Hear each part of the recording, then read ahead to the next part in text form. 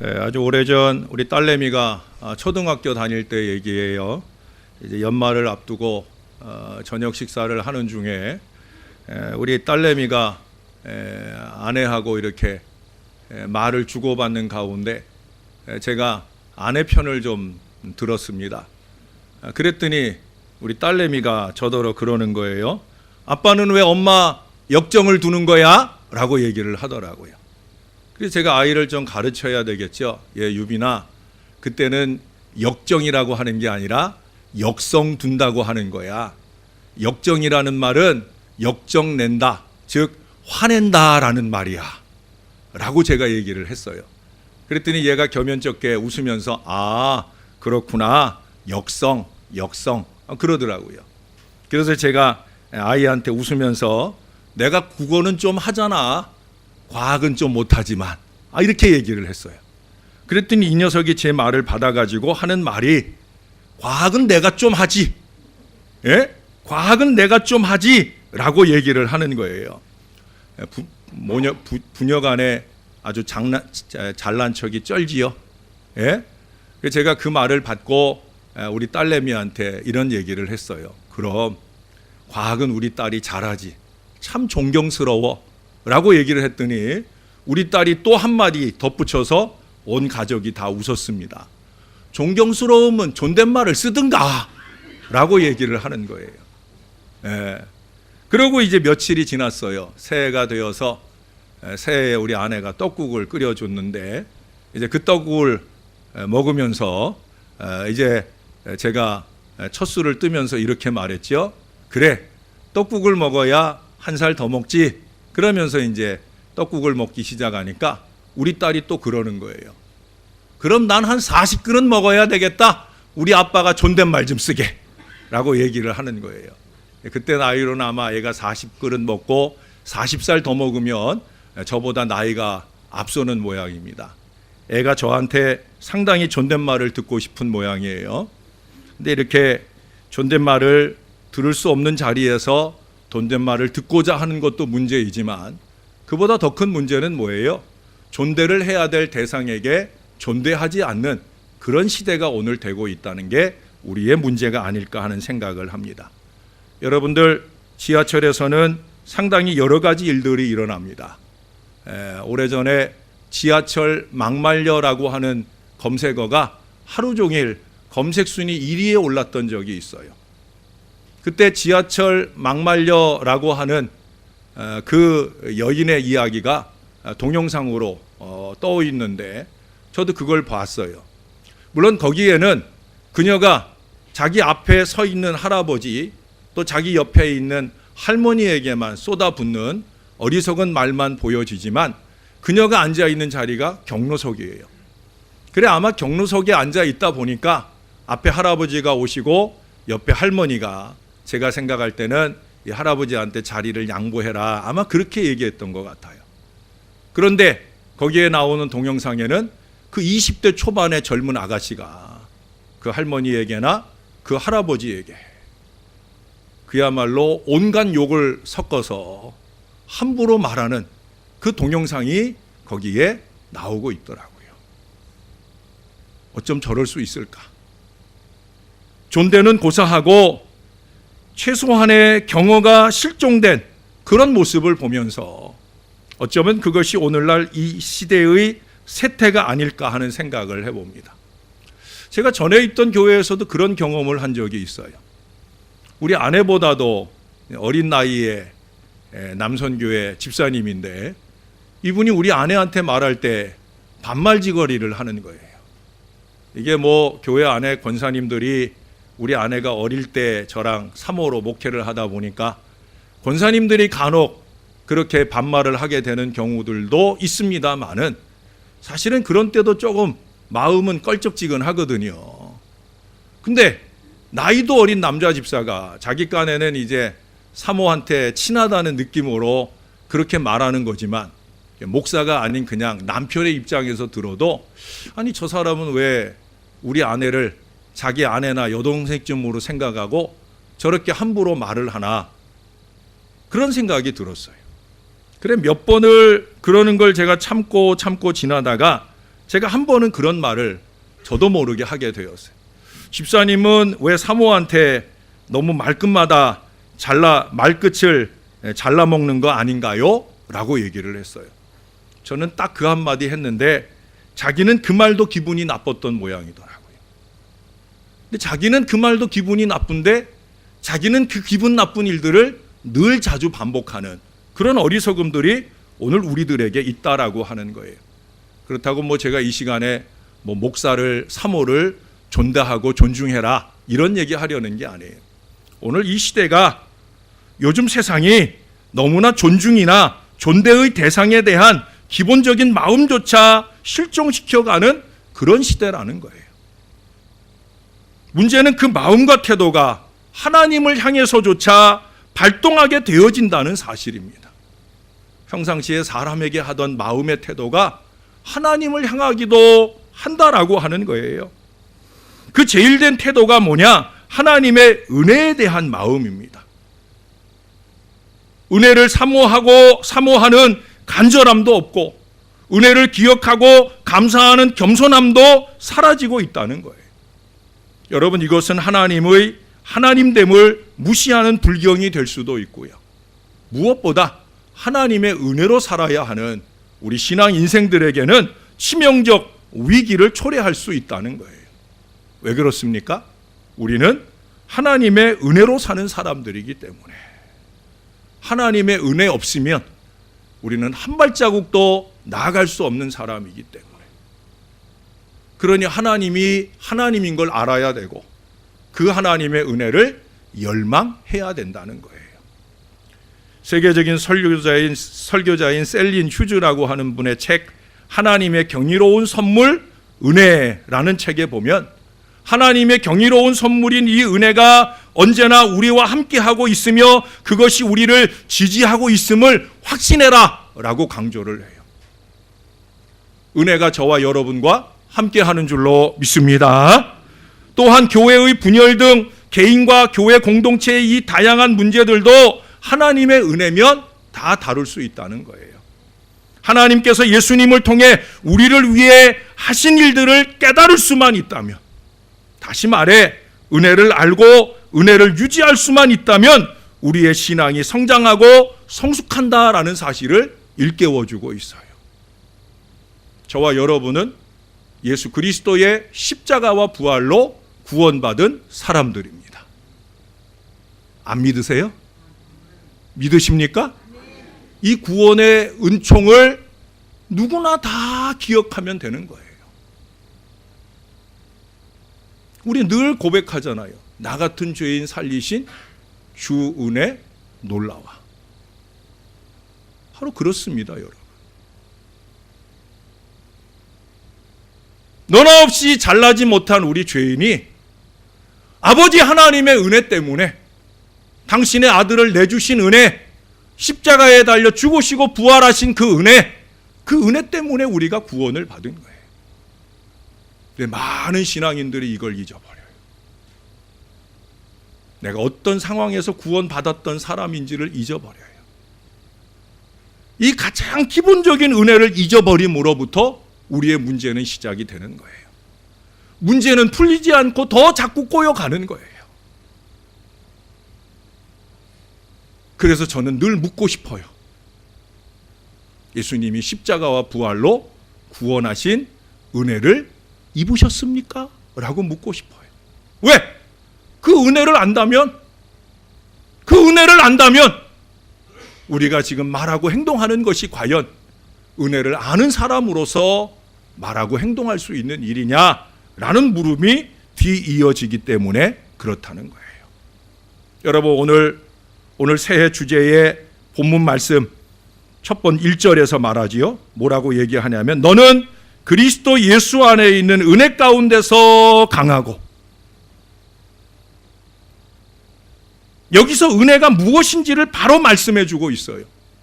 진정한 은혜는 그리스도 예수 안에서만 공급되어지는 은혜다라고 말하고 있어요. 그리스도 예수 안에 있는 은혜예요. 여러분, 예수 밖에는 은혜 없어요. 그리스도 예수 안에 있는 은혜예요. 여러분 아까 우리가 교독했던 에베소서 1장 말씀을 여러분 기억나셔요? 그 말씀에 보면 매 구절마다 빠짐없이 나오는 단어가 그거예요. 그리스도 안에서, 그의 사랑 안에서, 그 안에서. 나중에 다시 한번 살펴보세요. 에베소서 1장에 보면 매 구절마다 그리스도 안에서, 그리스도 안에서, 그리스도 안에서를 말해요.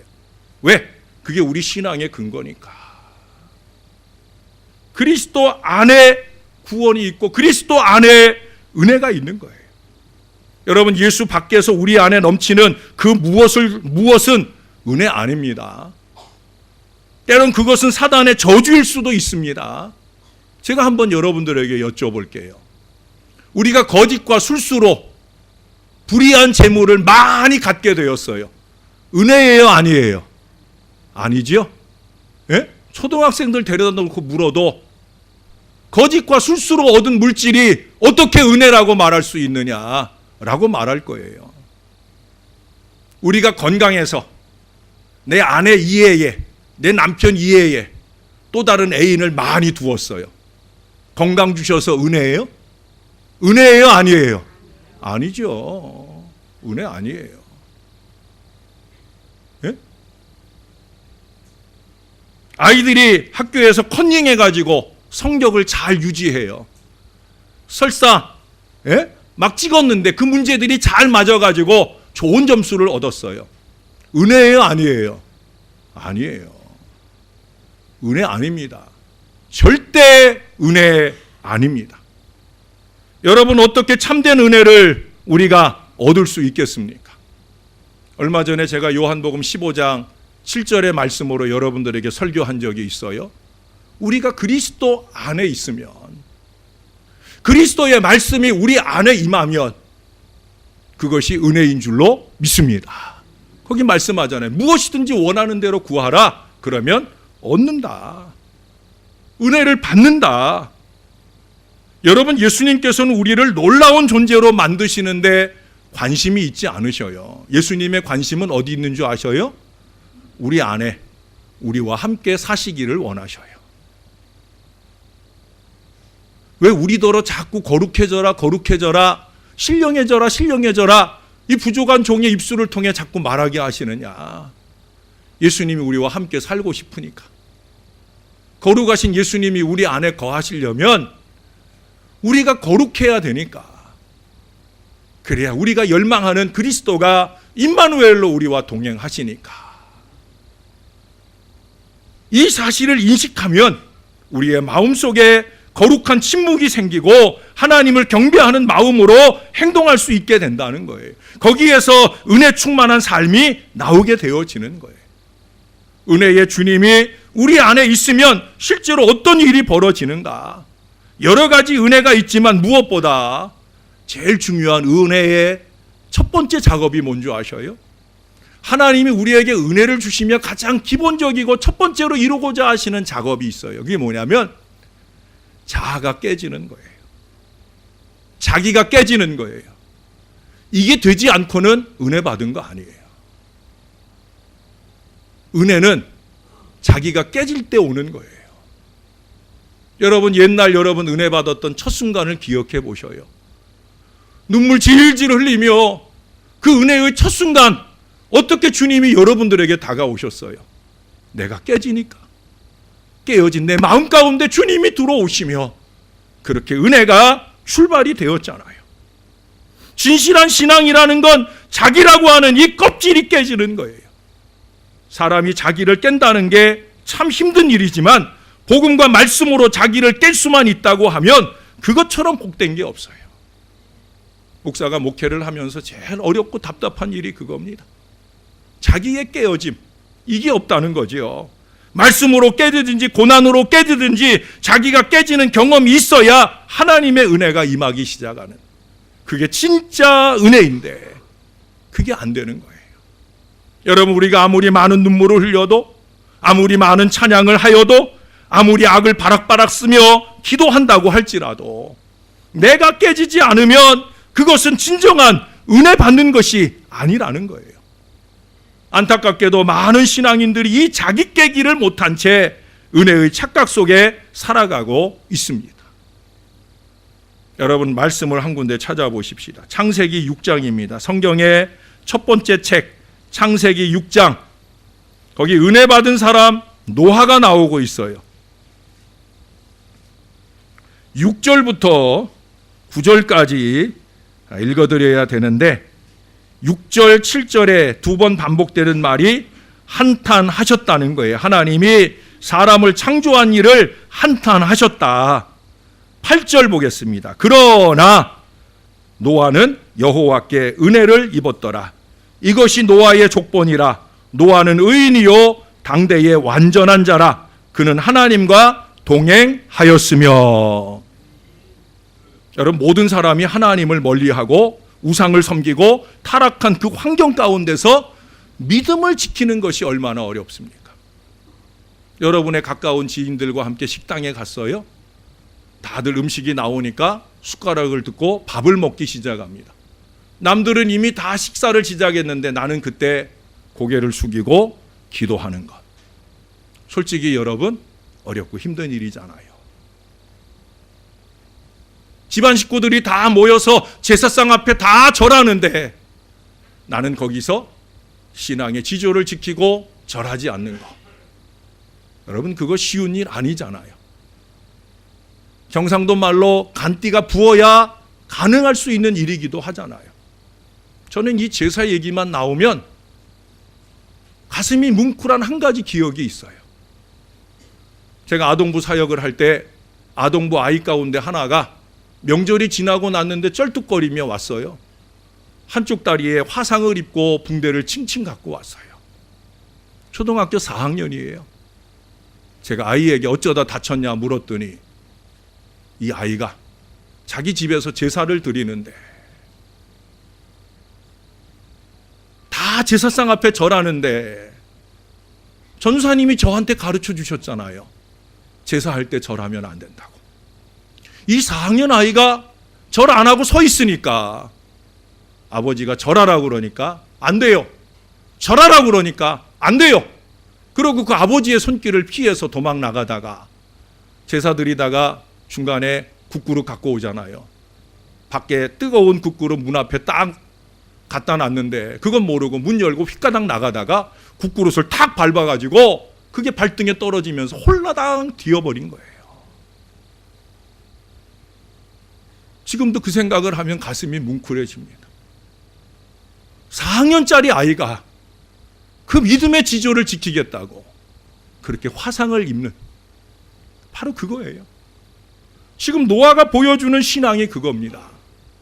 이 간띠가 부은 이 신앙을 우리 신앙적인 용어로 뭐라고 그러냐면 담대함이라고 해요. 이 담대함의 근거가 뭐냐? 바로 은혜입니다. 은혜 아니고는 현실을 외면할 수 없는 거예요. 목사님, 사람들 다 그러고 살아요 라고 말할 수밖에 없는 거예요. 은혜가 없으면 그래요.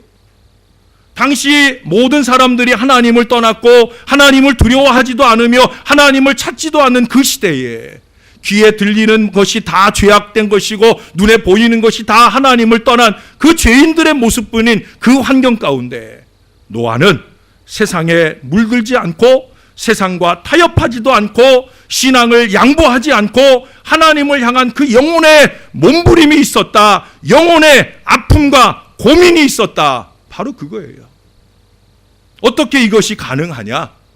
바로 은혜입니다.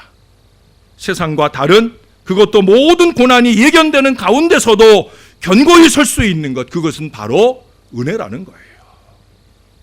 9절에 보면은 노아를 이렇게 소개해요. 노아는 의인이요.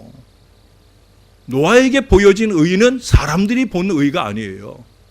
스스로 생각할 때 내가 이만하면 의인이지 라는 의가 아니란 말이에요. 그 의인은요, 하나님이 보실 때 의예요. 여러분, 그 뒤에 7장을 보세요. 7장 1절 하반절에 보면 이런 말씀을 해요.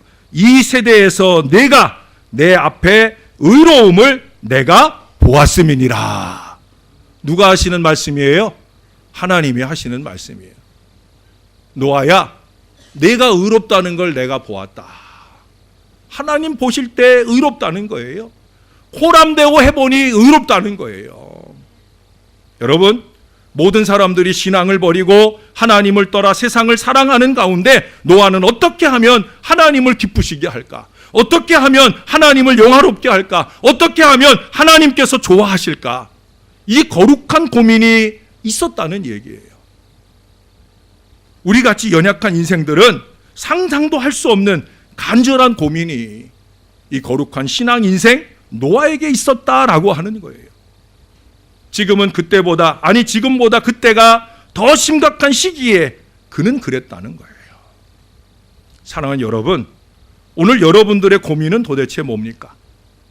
여러분들의 아픔은 무엇입니까? 오늘 여러분은 무엇을 위하여 몸부림치고 계시냐는 거예요. 노아에 비교해 볼 때 우리의 고민이나 아픔이나 몸부림이라는 게 얼마나 보잘것없어요. 나 중심의 어리석은 고민과 아픔 속에 우리 허덕거리고 살고 있잖아요. 정말 노아가 경험한 노아와 같은 신앙의 몸부림, 아니 신앙을 신앙되게 하는 그런 몸부림이 저와 여러분에게 있어야 된다는 거예요. 왜? 은혜 받아야 되니까. 은혜로 이 풍진 세상을 승리하며 살아가야 되니까. 크고 작은 많은 시험과 고난이 오고 또 오니까 은혜 받아야 되는 거예요. 뿐만 아니라 노아는 그 같은 세상을 살아가면서도 여러분 9절 그 다음 노아는 의인이요 한 다음에 보면 당대의 완전한 자라 하는 말씀을 해요. 아울러서 그는 하나님과 동행하였다라는 말씀도 하고 있어요. 노아는 하나님과 동행했다는 거예요. 하나님과 동행이 뭐예요? 오늘날 이걸 단순하게 생각하는 경향이 많은 것 같아요. 예? 절반 번제. 예? 예배 열심히 드리면 하나님과 동행하는 거냐? 꼭 그렇지 않죠. 기도하고 성경 읽고 교회당에 오는 정도가 아니라는 거예요. 믿지 않는 사람들이 부적을 지니고 다니듯 그런 마음으로 성경책 차에 가지고 다니는 정도 아니라고 지난 주일에 말씀드렸죠. 하나님과 동행한다는 것은 우리가 예배 가운데 뿐만 아니라 우리의 삶 전 영역에 걸쳐서 우리 하나님의 임재를 느끼고 사는 것이 하나님과 동행하는 거예요. 삶의 전 영역입니다. 어디를 가든지 무엇을 하든지 누구를 만나든지 과연 우리가 하나님을 믿는 사람이라는 그 표시가 매 순간 나타나고 있느냐는 거예요. 그 표시가 우리에게 손해가 되는 환경에서 더욱더 그래야 되는 거예요. 여러분 아까 의인이라고 하는 건 하나님 보실 때 그렇다고 그랬죠? 당대의 완전한 자라고 하는 평가는 뭐겠어요? 사람들이 볼 때 그렇다는 거예요. 노아는 완전해. 참 대단해. 사람들이 볼 때 그렇다는 거예요. 하나님과 동행이 그의 삶에 묻어나는 그런 삶이었다는 거예요. 그 사람들이 볼 때 노아는 하나님이 동행하는 것 같아. 야, 노아 건드리지 마. 노아 건드렸다 큰일 나. 이런 마음들이 일어나는 그런 삶의 역사가 있었다는 거예요. 그렇다고 하면 여러분, 노아가 어떻게 이런 신앙을 지키며 의인이고 완전하고 하나님과 동행하는 삶을 살았을까? 노아가 뭐 특별한 사람이기 때문일까? 아니죠. 노아도 똑같아요, 우리랑. 결혼도 하고요, 자녀도 낳고요, 농사도 짓고요, 그렇게 살아가는 보통 사람이에요. 그도 술 몇 잔 걸치더니 술김에 옷 훌라당 다 벗어던지고 자녀들에게 부끄러움이 되고 그 자녀들 중에 어떤 자녀는 뭐예요? 저주의 미래를 여는 그 어리석은 아버지의 모습을 보이는 우리와 똑같은 사람이었다는 거예요. 그렇다면 노아가 어떻게 환경을 초월하여 믿음을 지킬 수 있었을까? 그 해답은 우리가 읽은 8절에 있습니다. 자, 여러분들이 한번 8절을 또박또박 한번 읽어주세요. 시작. 다시 스톱. 예, 잠 깨고 8절. 창세기 6장 8절. 시작. 아멘. 자, 여기 보니까 노아는 여호와께 은혜를 입었더라. 바로 이거예요. 노아가 도저히 신앙을 양보하지 않고서는 살 수 없었던 그 환경 가운데서 믿음을 지키며 살 수 있었던 이유, 여호와께서, 하나님께서 노아에게 그렇게 살 수 있도록 은혜를 주셨기 때문이다. 믿습니까? 자기 힘으로 되는 게 아니란 말이에요. 하나님이 주시는 은혜 가운데서 강해져서 된다는 거예요. 우리가 얼마나 볼품 없는데, 예? 우리가 얼마나 하잘 것 없는데 내 마음으로, 내 생각에는 택도 없지요. 아버지 은혜가 와야 되는 거예요. 그럼 우리가 하나님의 은혜를 구하는 자리에 가지 않는 이유가 도대체 뭐겠습니까? 그 은혜가 오면 그 은혜로 통하여 우리가 이렇게 완전한 인생을 살 수 있는데도 불구하고 우리가 하나님의 은혜를 향해 가질 못해요. 왜 그럴 것 같아요? 자기가 잘난 줄 알기 때문에 그래요. 하나님 없이도 잘 살 줄 알고, 하나님 없이도 내가 다 내 맘대로 하는 것이 옳다고 생각하기 때문에 그렇다는 거예요. 은혜의 보좌 앞으로 나가지 않으니 교회 가운데, 성도들의 삶 가운데 하나님의 은혜가 실제가 되지 못하는 아쉬움 속에 산다는 거예요. 그 핵심적인 이유가 어디 있느냐? 먼저는 나를 모르고 그보다 더 하나님을 모르고 있다는 사실이에요. 하나님을 모르니 하나님의 은혜를 알지 못하고, 나를 모르니 은혜가 필요한 나의 존재를 깨닫지 못하고 살아가고 있다는 거예요. 전능하신 하나님을 안다고 사도신경의 고백을 날마다 하면서도 그냥 입술의 피상적인 고백이고 교리적인 알모로 끝난다는 거예요. 지극히 풍성한 은혜의 하나님을 알지만 실제보다는 이론으로 아는 거예요. 그들의 하나님, 목사님의 하나님일 뿐으로 그렇게 생각하고 산다는 거예요. 그러니 신앙도 경건도 모양만 있지 실제 않은 은혜로 체험되지 못한 채 세월만 허송하고 있다는 거예요. 뿐만 아니라 자신을 잘 몰라요. 얼마나 이기적인지 무모한지 위선적인지 미련한지 그것을 모르고 행하고 있다는 거예요. 내 자신이 어떤 존재인가를 알지 못하니 은혜의 보좌 앞으로 나아가지를 않는 거예요. 내 자신이 하나님의 은혜가 필요한 자임을 인식하지 못합니다.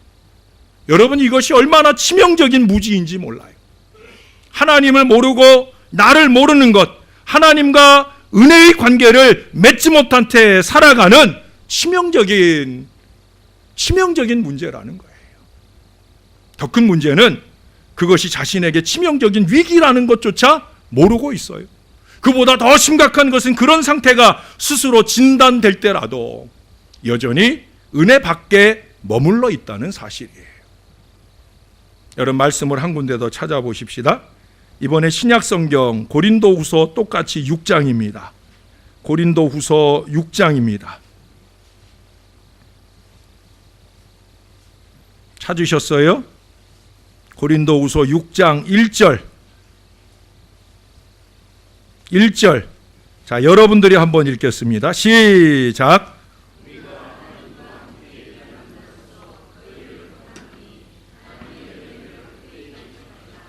제가 2절 읽어드릴게요. 이르시되 내가 은혜 베풀 때에 너희에게 듣고 구원의 날에 너를 도왔다 하셨으니 보라, 지금은 은혜 받을 만한 때요, 보라, 지금은 구원의 날이로다. 할렐루야. 은혜를 헛되이 받지 말랍니다. 하나님과 함께 일하는 사람이라면 은혜를 헛되이 받지 말라는 거예요. 아니, 은혜를 받지 못하는 인생이 되지 말라는 거예요. 정말 하나님과 함께 일하는 사람 맞으면, 하나님이 내 안에 살고 계시는 사람 맞으면 지금 은혜의 날이요 구원의 때인 것을 잊어버리고 살지 말라는 거예요. 은혜가 임하고 있으니 은혜를 제대로 받아라. 은혜를 낭비하지 말아라. 강력한 은혜의 수혜자가 되어야 할 줄로 믿습니다. 왜? 그래야 충성된 사람도 되고 예수의 좋은 병사도 되고 함께 고난도 받을 수 있으니까. 여러분, 은혜 없는 게 문제입니다. 하나님의 은혜의 가치를 좀 아실 수 있는 여러분들이 될 수 있기를 바랍니다. 하나님의 은혜는 모든 것에 충만 형통의 보장인 줄로 믿으시기를 바랍니다. 그러니 은혜 받아야 되겠다는 마음을 충만히 가지시는 여러분들 되시기를 바랍니다. 저를 따라서 한번 해보십시다. 나는 은혜 받아야 합니다. 옆 사람을 좀 보면서 우리는 은혜 받아야 합니다. 은혜 받아야 합니다. 여러분 정말 은혜 받아야 돼요. 남아프리카 공화국이 다이아몬드로 유명한데 이 광산이 개발될 시점에 있었던 일이에요. 어떤 상인이 물 한 모금 얻어먹으려고 어떤 집을 놓고 하고 들어갔더니 그 집 물을 주려는 그 부엌 주방에 보니까 그 주방의 선반 위에 아주 반짝반짝 빛나는 크고 아름다운 돌이 보이는 거예요. 그래서 물었어요. 주인 여자한테 물었어요. 저 돌은 뭡니까? 물었더니 우리 애가 산에 갔다가 주워왔는데 예쁘고 아름다워서 저기 놓고 날마다 보고 있어요. 이 상인의 눈에 볼 때 그건 뭐겠어요? 다이아몬드예요. 주먹만한 그 다이아몬드면 정말 가격을 헤아릴 수 없을 정도로 높은 가격을 받을 수 있는 거예요. 상인의 머리가 돌아갑니다. 딱 보니까 아이가 주워왔다고 그러니까 상인이 말했어요. 우리 아내가 집안 장식하는 걸 좋아하는데 저 돌 갖다 놓으면 잘 어울릴 것 같아요. 저 돌 나한테 주시면 내가 아이 장난감 좋은 거 하나 사드릴게요 라고 얘기를 했더니 이 아주머니가 눈이 휘둥그레지면서 정말요? 우리는 가난해서 애한테 장난감 하나 못 사주는데 장난감 하나 사주시면 내가 저거 드릴게요 라고 얘기를 하는 거예요. 상인은 신나가지고 뛰어나가가지고 장난감 하나 사다가 그거 안겨주고 그 돌 얻어서 신나라고 도망갔어요. 바로 시내에 가가지고 보석상에 가서 딱 내놓으니까 그때 가격으로 12만 5천 달러. 그냥 단순한 환율로 계산하면 약 1억 5천 정도 되는 거예요. 오늘날 돈으로 생각하면 10억 이상이나 되는 큰 가치의 물질이라는 거죠. 모르면 그 돈덩어리를 갖다 놓고도 몇 푼 안 되는 장난감하고 바꿔 먹는 거예요. 사랑하는 여러분, 어쩌면 오늘 우리가 그런 어리석음으로 살아가는 것은 아닌지, 하나님의 은혜 안에 보장된 이 무진장한 축복을 외면한 채 그저 당장 손에 쥘 그 무엇 때문에 때로는 거짓으로 살고, 때로는 술수로 살고, 때로는 이기로 살고, 때로는 교만으로 살고, 그것이 별것 아닌 것을 깨달을 때에는, 그보다 큰 무진장한 하나님의 은혜가 있었다라는 걸 깨달을 때는 한 발 늦은 때가 될 그런 안타까움 속에 살고 있는 건 아닌지. 여러분, 은혜를 알아야 됩니다. 우리 정신 차리고 은혜 좀 받을 수 있기를 바랍니다. 하나님의 은혜의 장인 교회로 오실 수 있기를 바랍니다. 왜? 교회 안에 은혜 있는 거예요. 교회는 그리스도의 몸이잖아요. 우리가 아까 에베소서 1장을 교독했잖아요. 에베소서는 뭘 적고 있는 책이냐? 교회를 적고 있는 책이에요. 교회에 대해서 말하는 교리서신이 에베소서예요. 그런데 그 에베소서에서 뭘 자꾸 얘기한다고요? 그리스도 안에서 이걸 자꾸 얘기한다고요. 그리스도 안에 있는 교회, 그리스도 안에 있는 은혜, 그것이 이 교회 가운데 있는 줄로 믿습니다. 그리스도 안에 있는 은혜는 교회 안의 은혜란 말이죠. 사랑하는 여러분, 새해의 많은 결단 중에 교회 안에서 은혜 받자 하는 계획이 여러분들에게 으뜸된 계획이 될 수 있기를 바랍니다. 그럴 수만 있다면 개인도 가정도 교회도 모두 은혜가 넘치고 희망이 생기게 되어지는 거예요. 그 희망이 축복된 미래로 활짝 열리게 되어질 줄로 믿습니다. 우리 한 번만 더 따라 하십시다. 은혜 가운데서 강하고, 은혜 가운데서 강하고. 믿습니까? 여러분, 예수 믿는 사람 강해지는 거 다른 거 없어요. 자양강장제 아무리 많이 먹어도 강해지지 않아요. 몸에 좋다는 거, 눈 씻고 찾아보고 다닐 필요 없어요. 은혜 받으면, 예수 믿는 저와 여러분은 은혜 받으면 강하게 되는 줄로 믿습니다. 은혜 받고 강해지는 주님의 귀한 자녀들 다 되시기를 우리의 구주, 은혜 주시는 구주 예수님의 이름으로 간절히 축원합니다. 기도하겠습니다. 아버지, 은혜 주셔서 감사합니다. 참 부족하고 모자란 종을 세울 때라도 이 말씀을 통해 한 사람이라도 그 10년 가운데 은혜를 더하여 주시니 감사합니다. 은혜 넘치는 우리 교회 되게 하여 주옵소서. 주의 제단에 모여올 때마다 은혜로 그 마음을 채워가고 채워진 은혜로 통하여 강하여지는 주의 자녀들이 되게 하여 주시옵소서. 저들이 손대고 도모하는 모든 일들에 형통한 2018년을 열어가는 일, 은혜를 통해 이루어지게 도와 주옵소서. 은혜의 구주 예수님의 이름으로 기도합니다. 아멘.